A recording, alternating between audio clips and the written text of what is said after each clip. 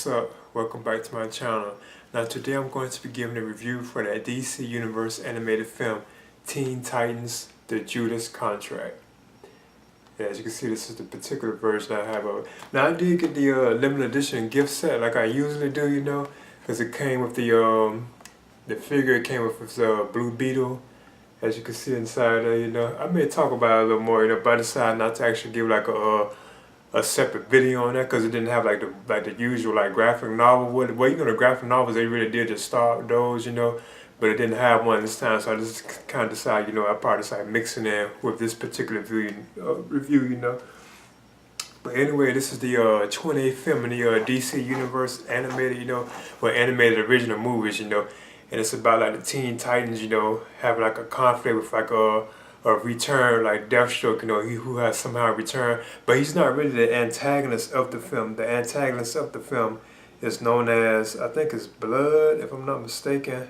Sebastian Blood. Because I didn't even know who that was, but apparently this is adapted from like a particular like storyline in the comics known as the Judas Contract with Deathstroke, I think, from what I was hearing, But another thing about this film too, which is kind of cool and interesting, it actually ties back into a son of Batman, which introduced Damian Wayne as the new Robin. So I thought that was kind of cool that it kind of ties back into that. So you actually get to see like a conflict between like Damian Wayne himself, and Slade Wilson, Deathstroke, So I think that was kind of cool and interesting. Like another major thing about this film too as well, this is Miguel Ferrer, I think that's how you say his last name. This is his final performance as Slade Wilson, Deathstroke. He recently had passed away, like I think earlier this year, or was it last year? Yeah, he had recently like passed away, because he had like throat cancer, something like that. But it was actually like his final performance in this film, and he plays Deathstroke, and he does have like a good performance as Deathstroke. It's kind of like laid back, and so on. It's not really like overly aggressive, It's kind of like a laid back, kind of chill, like cool performance, Like he's not taking it overly too serious, It's kind of decent, I think he did kind of good, being this is his final performance, Meanwhile, as the Titans are carrying on, another thing cool about it, you have Nightwing, like Dick Grayson. He returns to the Teen Titans, and I didn't know he was originally with the Teen Titans, but he returns to like lead them in this film. So he's back with the Teen Titans. So I thought that was kind of interesting. But you have Starfire, you have Beast Boy, you have Raven, Blue Beetle, and the Damian Wayne Robin. So those are the Teen Titans, But at the same time, you have this new chick who shows up known as Terra. And she actually joins them, and there's like a hit, and you can tell that there's something kind of off about her. She actually seems like kind of like a villain herself. So you can tell off the bat that there's something kind of off with her. But I don't want to spoil it, if you haven't seen the film, I don't want to ruin it, So it turns out, that's what's going on with the film, and Nightwing supposedly has gotten like an apartment that he wants, I think Starfire to come and live with him or something like that, because he even gives her a key in the film at one point. And then another thing too, you have like this antagonist of the film. It's kind of Deathstroke, Slade Wilson, but you have this other guy who's really the antagonist of the film, known as Brother Blood.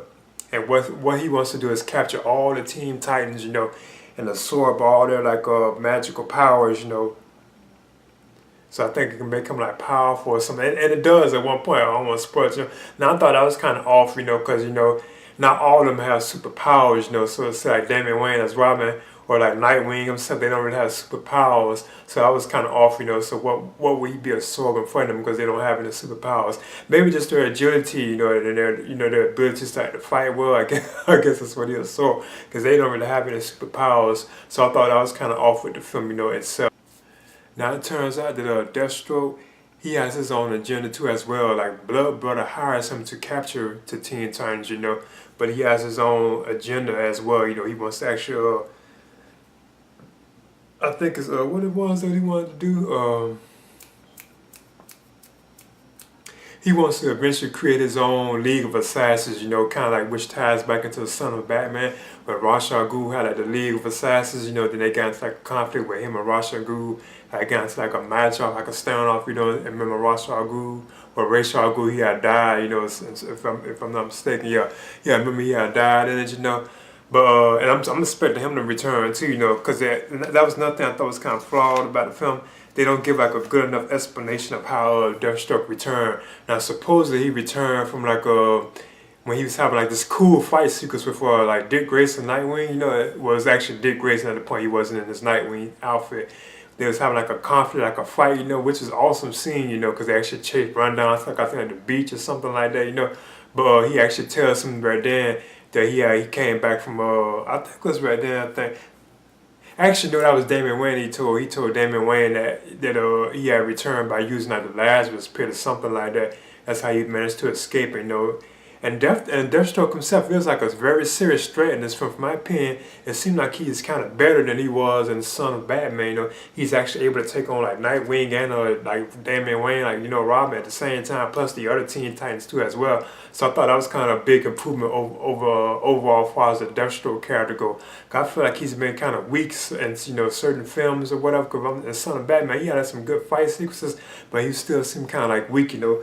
But this film, he was kind of like real, like serious, like the threat, you know, like he was able to beat him up and stuff like that with like no problem, you know. So I thought that was kind of cool, you know, and interesting. But yeah, he has his own agenda. He wants to actually create his own league of assassins, you know, as he is trying to do this job for Brother Blood and the Brother Blood again. Like he wants Deathstroke to get all the Teen Titans together so he can actually absorb all their powers, you know.